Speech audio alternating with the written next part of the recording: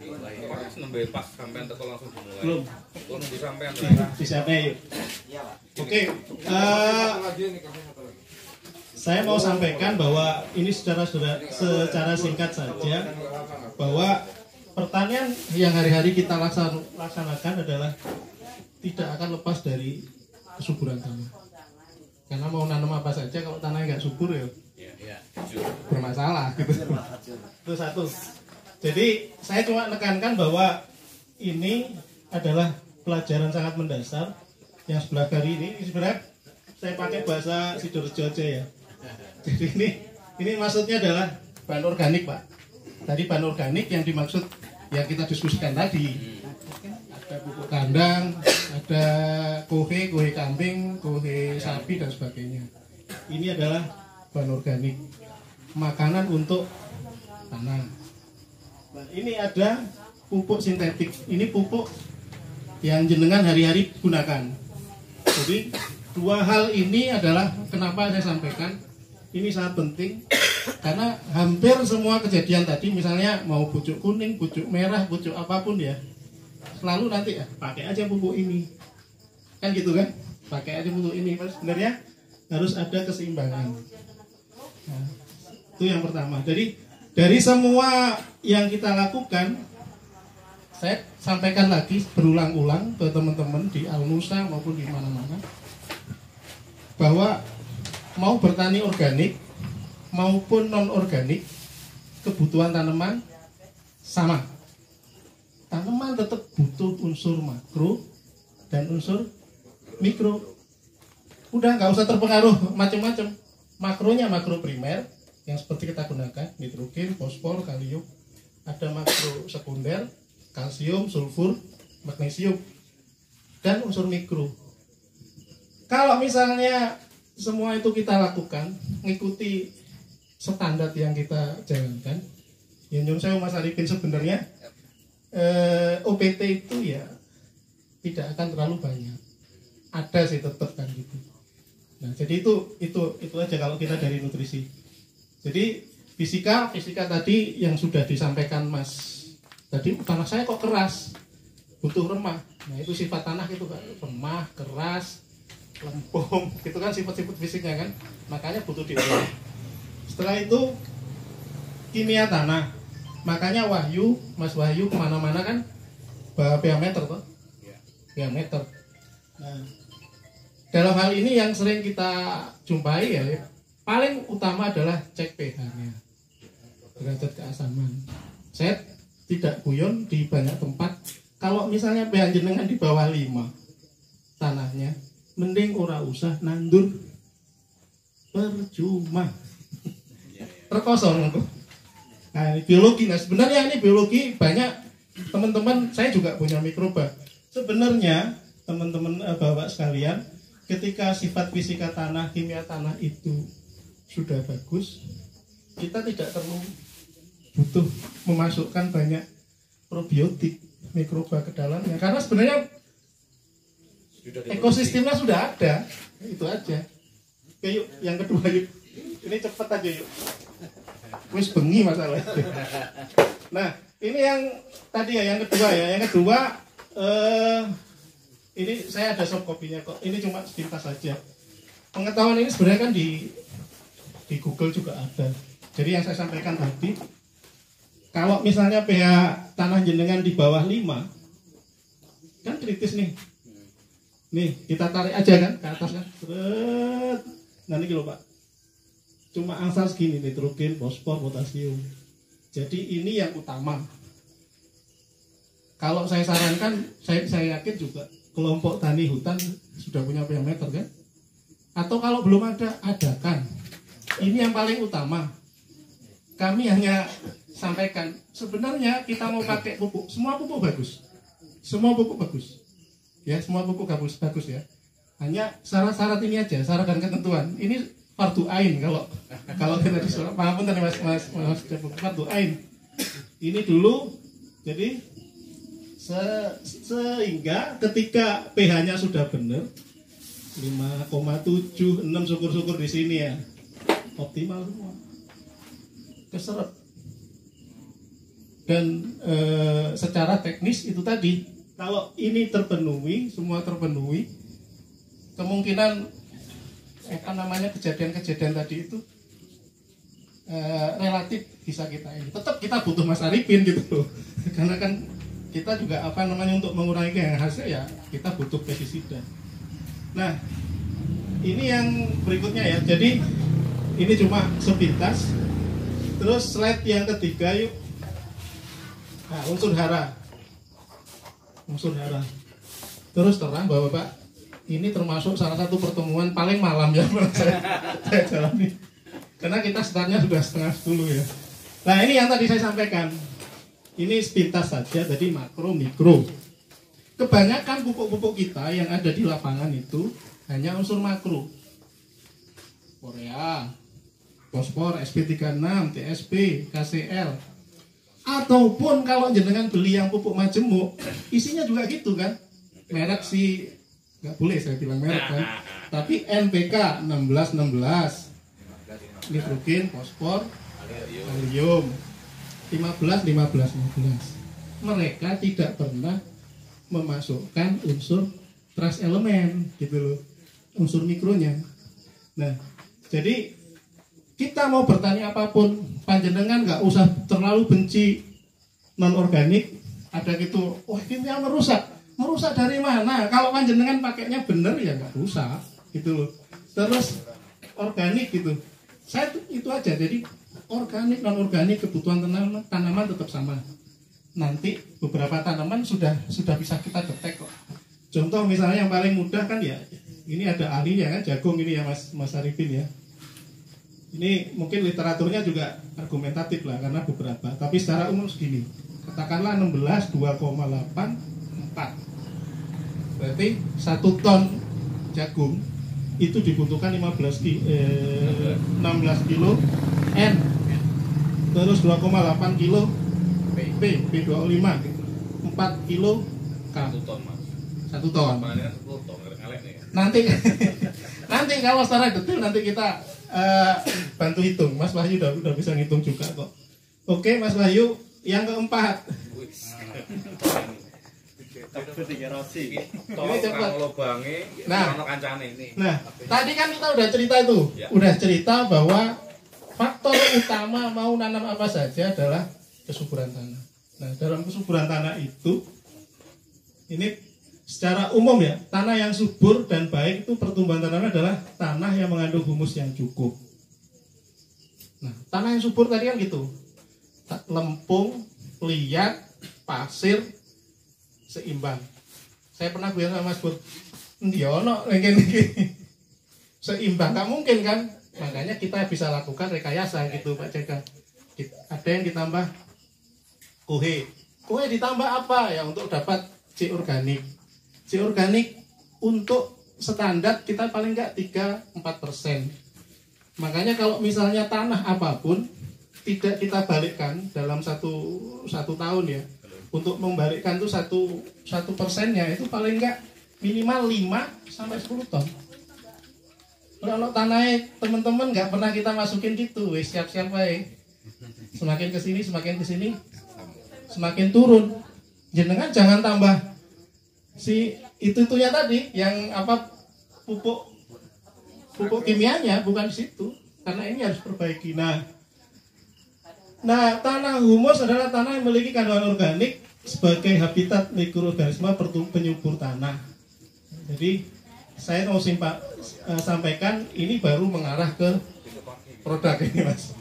Jadi tadi kan kita bicara kohe, bicara ini. Sebenarnya yang dibahas ya si organik, terus humus. Nah sekarang sudah ada teknologi sebagai pengganti dari pupuk kandang, namanya asam humat. Dalam asam humat itu Pak, secara teknis ini jangan terlalu di ini ya. Teknis itu ada asam humat, ada yumin, ada asam sulfat. Asam humat yumin itu gampangnya jenengan itu pembenah tanah. Yang Anderson Humidity itu yang seperti ini. Nanti ini simpel-simpel saja.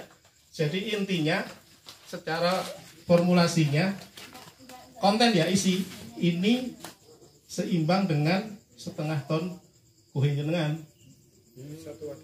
Satu wadah. Kandungan ya, Pak Didi ini ngaco. Jadi ini fungsinya gampangnya tadi kan meningkatkan KTK. Kalau ruwet meningkatkan kesuburan lah. Nanti Bapak ini meningkatkan kesuburan. Tapi kalau tadi? Kalau kuhe jenengan itu kan butuh proses dekomposisi. Butuh proses. Ya, saya selalu bicara gimana Pak Didi ya, perombakan bahasanya, merombak. Gimana Pak Didi kalau misalnya kuhe ini bagus, kambing bagus, ayam bagus, tinggal apa yang ininya? Karena masing-masing ada yang N-nya tinggi, ada yang B-nya tinggi, ada yang K-nya tinggi. Tapi bagus pada waktunya, saya bilang gitu, karena dia butuh waktu mineralisasi tadi, dekomposisi menjadi bentuk tersedia. Nah ini Bapak, ini kalau dicampur dengan pupuk jenengan tadi bisa sebagai pelapis dan sebagai booster. Booster itu maksudnya sebenarnya itu bahasa dari petani juga saya dapatnya Mas Arifin. Sampai brosur itu saya bikin berubah-ubah sampai 3-4 kali. Yang terakhir itu apa? Kemarin itu merubah pupuk menjadi siap saji. Itu ya omongannya petani. Iya, sederhana. Dari sederhana siap saji. Jadi gampangannya Pak, siap dimakan. Nah, sebenarnya fungsi dari pupuk kandang, kohe jenengan semua itu juga sama. Cuma kalau kohe dan ini semua kita aplikasikan katakanlah berapa biasanya 2 minggu atau 3 minggu sebelum kita aplikasi pupuk NPK kan, itu fungsinya podo supaya NPK jenengan ketarik, memperpanjang umur. Makanya aku ngomong APK kapan Pak? Pada waktunya akan baik. Nah kalau ini jenengan masuk di mix sama NPK langsung kelihatan Pak. 5 hari? 4 hari. 4 hari namun ketinggal pupuk itu. Memang keserap dengan cepat. Nah, jadi secara kalau asam sulfat ini gampangnya multivitamin lah. Ini yang Mas Capung juga udah pakai. Asam sulfat ini efeknya ke perakaran, ke tunas, ke ini supporting lah supaya tanaman itu tumbuhnya bagus. Dan dia kalau punya kita itu SG, ini bahasa sininya bahasa bauh ya, soluble granul, maksudnya larut sempurna. Jadi ini tidak akan nyumbat Pak Jatan. Untuk panjenengan yang tadi Mas Firman bilang ya, Pak Didi rodok ngirit sidik. Nah ini sok rodok ngirit buat pengisian, karena dia ada kalium solutnya 12%. Nah, ini bisa pakai ini.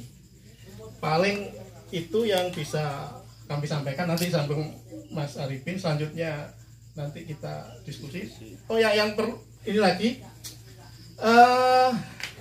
pupuk itu secara umum kalau yang kita tahu kan terbagi pupuk yang fast release, pupuk yang cepat lepas, cepat terserap, dan pupuk yang diserapnya bertahap.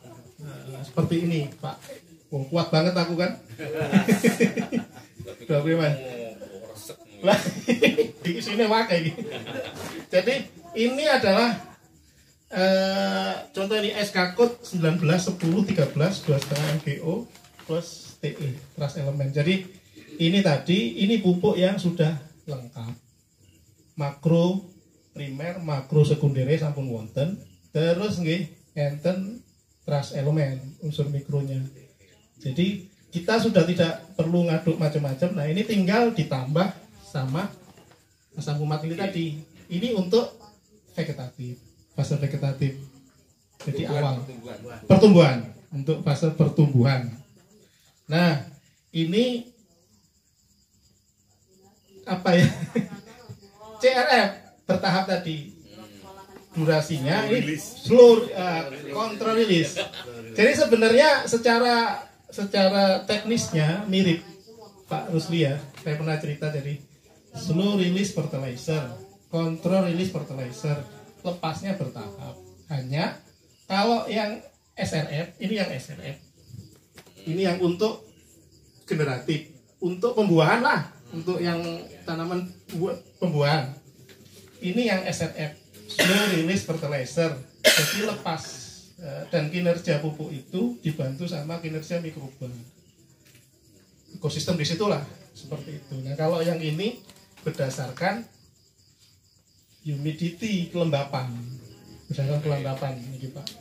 Makanya kalau misalnya ini dengan irigasi teknis dengan mempertahankan suhu 25 sampai 27 derajat, ini bisa sampai 12 bulan Pak. Tapi saya tidak pernah berani bicara ini untuk 12 bulan. Dengan suhu tadi. Iya kan, nanti saya diprotes Pak, jadi ngawur. Nah contoh yang fenomenal ini kemarin teman kita Pak Didi Natar, ini Pak Rusli ya, pakai 10825. Ini untuk yang TN Pak, yang sudah menghasilkan. Saya rekomendasi Mas Arifin, Mas iki kanggo 6 bulan. Meskipun ning kono ne ana tulisan 12 bulan. Lho kok ngono Mas? Loh, kan iklimnya beda. Singkat cerita, udahlah dipraktekkan. Dia punya 3 hektar. Kemarin tak video, tak masukin ke kanal YouTubeku juga. Jadi, gak cari-cari aku mana? Baru kemarin cari setelah 1,5 tahun Mas. Jadi 3 hektar itu Pak Rusli, rotasi 20 hari, itu dapat 4 sampai 5 ton. Itu rutin itu. Selama 1,5 tahun. Nah baru ke bulan ke-6 ke 7 kemarin itu kedodoran. Mas, iki saiki sing petang ton 5 ton saiki delek 2 ton ae gak entuk. Nah, kenemen sampean itu. Jenengan wong pupuk iku rekomendasinya cuma 6 bulan, kok jenengan pakai sampai 1,5 tahun. Yo kelewatan. Nah, tapi Pak, saya ingin sampaikan bahwa ini seperti itulah, simple. Monggo nanti Mas Arifin kan juga punya teknologi. Ini kita semua saudara yang jenengan pilih ya monggo, karena seperti itu. Tapi ini adalah pupuk-pupuk praktis, pupuk-pupuk praktis, vegetatif, campur ini. Nanti dosisnya kita bisa berunding aplikasi. Cuma memang nggak bisa ini Mas Firman, nggak bisa buat ngono kayak jenengan pakai urea atau pakai yang lain. Jadi ini Pak jaga ya pengalaman teman-teman setelah 46 hari. Makanya pupukmu itu apa? Oh kok sudah sampai 30 hari kok nggak ada perkembangan dari aku ngeri juga.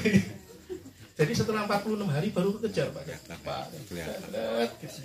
Ini sama, ini pupuk-pupuk yang dipakai di Nurseri Sawit. Makanya saya kemarin cerita teman-teman di Al-Nusa, tapi saya dibully. Pak Didi berlebihan kalau kita pakai di pembibitan alpukat. Wong kita alpukat itu 3-4 bulan, bibit kita sudah kita lepas. Saya juga dengan guyon saja, wong kita ke saudara kita semua kan, Mas, jenengan kan bisa aja sedekah yang 3-4 bulan saya bilang gitu. Kalau artinya sebenarnya kan itu Mas Bur nggak perlu pakai ini 7 gram Mas, 7 gram 10 gram kalau untuk segitu. Sendok mawon loh. Per polybag gitu. Cuma saya dibully, dibantah. Percuma Pak Didi, sisanya cek petang bulan. Kalau pakai metode yang sawit, ini di sawit 9 bulan aja Bu. 50 gram satu kali pupuk. Itu bungkusan kayaknya ya. Oh coba bahasa iki jelas gak mungkin aku kuat. Orang maksudnya jerone kayak lo. Wah iya. Kita dulu jerone. Wah sampean penasaran sih. Bapak kurang lebihnya mohon maaf. Ini karena juga ini materi masih ada yang lain. Tapi kurang lebih seperti itu. Ini teknologi yang mungkin bisa jadi pilihan dengan. Kalau testimoni ya ini kemarin tempatnya Pak Imanuddin itu kemarin juga nggak nempel alpukatnya. Alhamdulillah sekarang nempel, nggak rontok lagi. Dulu nggak pernah merasakan buah gitu loh. Terus beberapa kita treatment biasanya pakai 2 ini aja, itu setelah 20-30 hari kalau memang alpukatnya itu memang sudah potensi berbuah bunga Pak. Nah kalau kadang nggak sabaran, nah ini nanti produk yang nggak sabaran.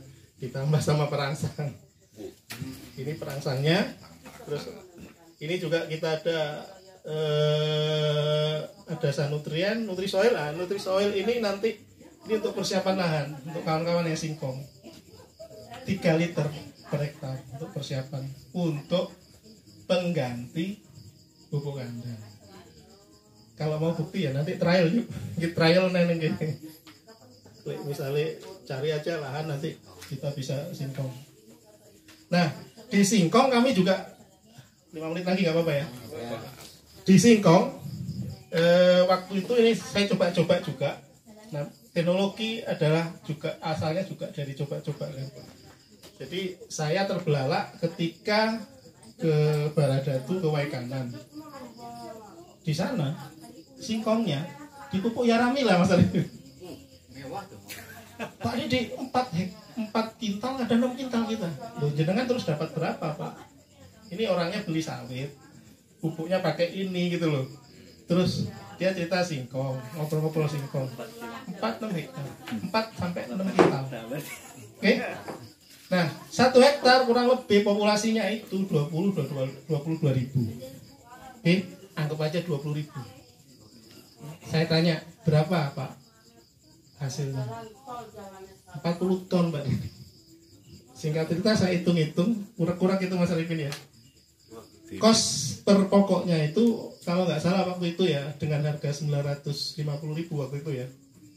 Si pupuk itu ketemunya kurang lebih 300 sekian, 400 perak juga.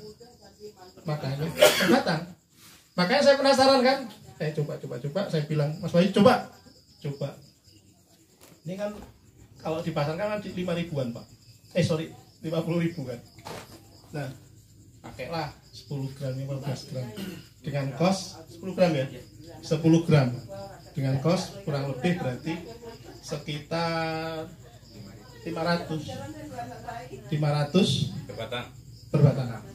Dan kalau lihat performanya nanti Mas Wahyu di diskusi kecil aja, bukan di ini. Itu kelihatannya kalau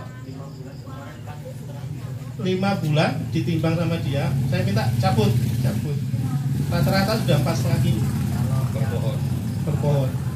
Yang Thailand ini Varietas itu apa ini? 6 kilo, kalau yang Garuda 4,5. Nah, Thailand dapat berapa? 6 kilo. Kalau yang Garuda 4,5. Artinya seperti yang disampaikan Mas Pur tadi, sebenarnya debatable. Sebenarnya mahal dan murah itu relatif. Kalau misalnya dengan 500 tadi 300 ya. 300 dia cuma dapat 2 kilo. Katakanlah potong-potong macam-macam, berarti singkongnya itu katakanlah harga sudah potong-potong ya dapat 500. Berarti kan 500 dia kan untungnya kan. 500. Nah, kita 500 ya tambah 300 200 700 kan. 700 per pokok kan. Berarti kali itu sekitar berapa juta itu kan. Nah, kalau yang ini tadi kan jenengan keluarkan memang 500, yang itu tadi 300. Tapi 4,5. Terus yang Thailand malah sudah dapat 6 ya. Nah, seperti itu. Sama juga yang ini. Nanti bisa jenengan buktikan. Tapi satu hal yang mendasar adalah saya ulang berulang-ulang. Apapun tanamannya, apapun komoditinya, kebutuhan tanaman tetap sama. Makro dan mikro. Itu saja. Dan kalau misalnya itu terpenuhi, pondasi bawahnya, ya insya Allah atas ya banyak stimulan. Mungkin Mas Arifin juga punya. Mungkin seperti itu kurang lebihnya season ini. Nanti selanjutnya kita diskusi bebas ya. Waktu dan tepat langsung aja Mas Arifin, dipersilakan. Lanjut.